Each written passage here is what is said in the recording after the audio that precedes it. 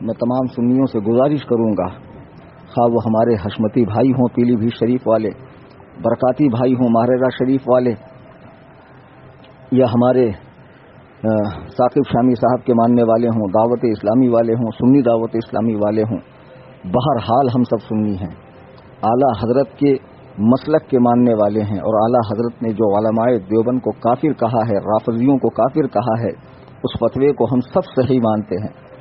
تو اس حد تک ہم لوگ اتحاد کر کے ان رافضی کتوں کا رد کریں، اور یاد رکھیں جب بھی آپ اجمیر شریف جائیں وہاں تاج الشریعہ کی ٹوپی پہننے والوں سے جھگڑا کیا جاتا ہے، مصطفیٰ جان رحمت پڑھنے والوں سے جھگڑا کیا جاتا ہے، ان سے شیرنی اور ان سے چادر نہ لینے والوں سے جھگڑا کیا جاتا ہے، اندر جا کر آپ مزار شریف میں تھوڑی دیر کھڑے رہیں، مار کر آپ کو بھگایا جائے گا، نذرانہ نہ دیں آپ کو مارا جائے گا۔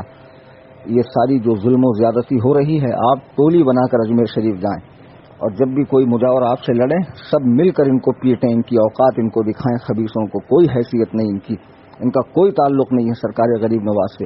سرکار غریب نواز رضی اللہ تعالیٰ عنہ کی تعلیمات اس طرح کی تھی، معاذ اللہ رب العالمین کے صحابی رسول کے بھونکو حضرت امیر معاویہ کو فاسق کہہ رہا ہے، تیری ماں تیرے غم میں ماتم کرے حرام خور سانڈ۔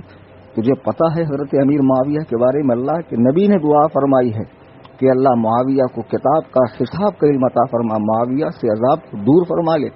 تو رسول اللہ صلی اللہ علیہ وسلم کی بات کو جھٹلانا چاہتا ہے؟ تیری اوقات کیا ہے، تیری حیثیت کیا ہے؟ ایک پیغام میں تمام سنیوں کو دوں گا۔ بعض لوگ میرے حوالے سے سمجھتے ہیں کہ میں صرف سنیوں کی ٹانگ کھینچتا ہوں، ایسا ہرگز نہیں ہے۔ 2014 میں عبداللہ مدنی سے مناظرے کے بعد میں مشہور ہوا، اور ہمیشہ میں غیر مقلدین کا، دیوبندیوں کا، شیعوں کا، تفضیلیوں کا، بدعات و خرافات کا، اہل قرآن کا، قادیانیوں کا رد کرتا ہوں۔ میری اکثر تقریریں آپ یوٹیوب پر سن لیں، اور 32 عدد کتابیں میری رد غیر مقلدیت پر ہے۔ کبھی کبھی میں جو اپنے بھائیوں کے حوالے سے تقریر کر دیتا ہوں تو اس کی وجہ یہ بنتی ہے کہ پہل ان لوگوں کی طرف سے ہوتی ہے۔ یہ ہمارے بھائی اسٹیج پر آ کر بیان کر دیتے ہیں تو بادل ناخواستہ مجھے جواب دینا پڑتا ہے۔ میں جوابی کارروائی کرتا ہوں، پہل نہیں کرتا ہوں، ہمیشہ یاد رکھنا۔ میرے جتنے بیانات ہیں وہ عمل نہیں ہے، رد عمل ہے۔ اس کے باوجود میں کہتا ہوں یہ ہمارے بھائی ہیں۔ اس وقت اہل سنت و جماعت میں 2 فتنے اٹھ رہے ہیں۔ ایک ایسی کچھ خانقاہیں ہیں، بڑی بڑی خانقاہیں کہ جو اپنے بزرگوں کے راستے سے ہٹ کر شیعت کا لبادہ اوڑھ رہی ہے۔ اس میں مکن پور شریف والے بھی ہیں، دیوا شریف والے بھی ہیں، اجمیر شریف والے بھی ہیں، اور بھی کچھ خانقاہیں ہیں۔ دوسرا فتنہ اٹھ رہا ہے، سوشل میڈیا کے یوزرز جانتے ہوں گے کہ فیس بک پر ناصر حرام پوری یعنی ناصر رام پوری، ذیشان مصباحی، مقبول احمد سالک مصباحی، نوشاد عالم چرسی چشتی، یہ لوگ علماء دیوبند کے کافر ہونے کے قائل نہیں ہیں۔ یہ پڑھے ہوئے ان میں سے مصباحی الجامعۃ الاشرفیہ کے پڑھے ہوئے ہیں، حالانکہ الجامعۃ الاشرفیہ نے اپنا موقف صاف کر دیا ہے کہ جو حسام الحرمین کی تائید نہیں کرے گا اس کی مصباحیت ختم ہے، اس کی سند منسوخ ہے۔ یہ لوگ دیوبندیوں کو کافر نہیں مانتے بلکہ اعلیٰ حضرت کے فتاووں پہ ڈبل سے تحقیق کرنے کی بات کرتے ہیں۔ خبیثو، تمہاری کیا حیثیت ہے کہ جس حسام الحرمین پہ علماء حرمین طیبین ہند و پاک کے علماء نے دستخط کی ہو، اجلہ علماء کرام نے، تم اس پر تحقیق کرو گے؟ پہلے اپنے نسب پہ تحقیق کرو کہ تمہارا سلسلہ نسب تو ٹھیک ہے، کہیں سے کسی نے ڈنڈی تو نہیں مار دی ہے جو تم جیسا حرام خور پیدا ہو گیا ہے۔ اور یہ جو 2-4 گرگے ہیں فیس بک پر، اس خیال کے کچھ مدرسے بھی ہندوستان میں، جیسے حیدرآباد کا جامعہ نظامیہ 150 سال سے اس مدرسے نے آج تک دیوبندیوں کو کافر نہیں کہا ہے، اپنے آپ کو سنی کہتا، نیاز و فاتحہ کرتا ہے، لیکن اس کے جلسے میں یوسف قرضاوی جیسا پکا غیر مقلد مصر کا عالم ان کے جلسے میں آتا ہے۔ آج بھی دیوبندیوں کا آنا جانا ہے، اور ان لوگوں نے تو جامعہ نظامیہ سے فتویٰ تک نکال دیا ہے کہ غیر مقلد کی نماز جنازہ جائز ہے۔ دیوبندیوں کا ترجمہ قرآن انہوں نے چھاپا ہے، یہ سارے ثبوت ہمارے پاس ہے۔ اسی طرح خانقاہ مجیبیہ پھلواری شریف بہار میں ایک خانقاہ جس نے اعلیٰ حضرت کی کتاب حسام الحرمین کی تائید تصدیق نہیں کی۔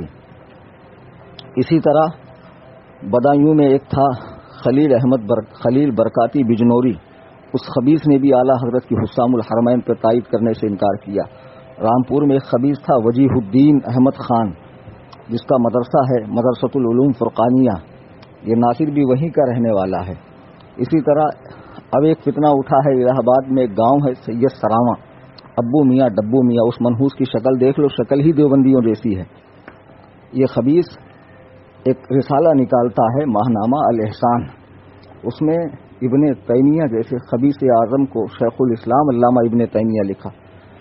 اس کے مدرسے میں باقاعدہ جامعہ عارفیہ میں دیوبندی مولویوں کا، ندوی مولویوں کا آنا جانا ہے، اور معاذ اللہ ثم معاذ اللہ یہ اعلیٰ حضرت کے فتاوے کی تائید نہیں کرتا ہے۔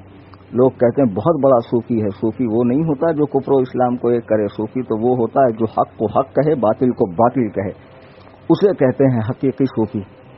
میرے بزرگوں، دوستوں، میرے سنی بھائیوں، آپ کسی بھی شیخ سے مرید ہوں، کسی بھی مدرسے سے تعلق رکھتے ہوں، کسی بھی تنظیم سے جڑے ہوئے ہوں، آپ اعلیٰ حضرت کو اپنا پیشوا مانتے ہیں، اور اعلیٰ حضرت نے جو علماء دیوبند کے کفر پہ فتویٰ دیا ہے آپ اسے صحیح سمجھتے ہیں، آپ میرے بھائی ہیں، خواہ عمل کے لحاظ سے آپ کیسے بھی ہوں۔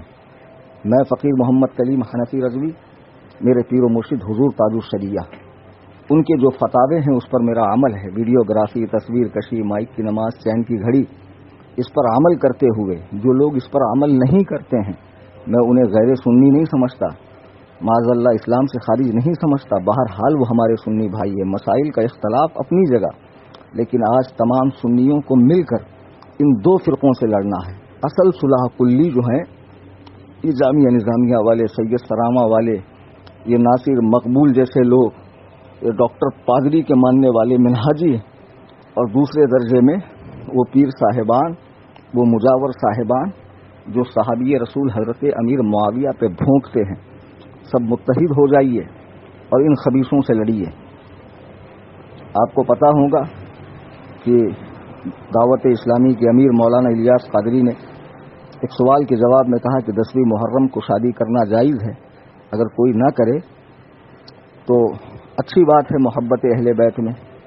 تب بھی اس بندے کو لوگوں نے خارجی کہا، دشمن اہل بیت کہا۔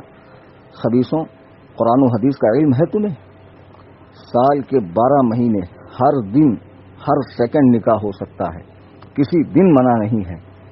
اللہ تعالیٰ فرماتا ہے، حدیث قدسی ہے، لا تسبوا الدہر وانا الدہر، زمانے کو گالی مت دو، زمانہ میں خود ہوں۔ تو شادی تو کسی دن بھی ہو سکتی، تم نے اتنی سی بات پہ ایک مسلمان کو خارجی کہہ دیا، تمہاری ہمتیں اتنی بڑھ گئی ہے۔ چلو آؤ مناظرہ کر لو اس پر کہ 10ویں محرم کو شادی نہیں ہو سکتی ہے۔ ساتھ میں وہ بندہ یہ بھی کہہ رہا ہے کہ اگر کوئی نہ کرے تو اچھی بات ہے، تو سوچنا چاہیے پہلے اس نے شریعت کا مسئلہ بتایا، پھر عقیدت کی بات بتائی کہ عقیدت کیا ہونی چاہیے، تاکہ شرعی مسئلے کی بھی حق تلفی نہ ہو اور عقیدت کا بھی لحاظ رہے۔ لیکن تم نے اس کی عقیدت کو نہ دیکھا۔ میرے بھائیوں، بزرگوں، متحد ہو جائیے۔ جیسے وہابی، دیوبندی، شیعہ، قادیانی غیر مقلدین کا ہم رد کرتے ہیں، ویسے ہی ان چھپے ہوئے صلح کلیوں کا، ان رافضیوں کا بھی رد کیا جائے جو مزارات اولیاء پر بیٹھے ہوئے ہیں اور امت کو برباد کر رہے ہیں، امت کو غلط راستے پر لا رہے ہیں۔ ان سب کا رد کرنا ہمارا فریضہ ہے اور بالکل رد کیا جانا چاہیے۔ اللہ تبارک و تعالی ہم سب کو قبول حق کا جذبہ عطا فرمائے، قرآن و سنت پہ چلنے کی توفیق عطا فرمائے، منہج سلف صالحین کا اتباع کرنے کی توفیق عطا فرمائے۔ وما علینا الا البلاغ۔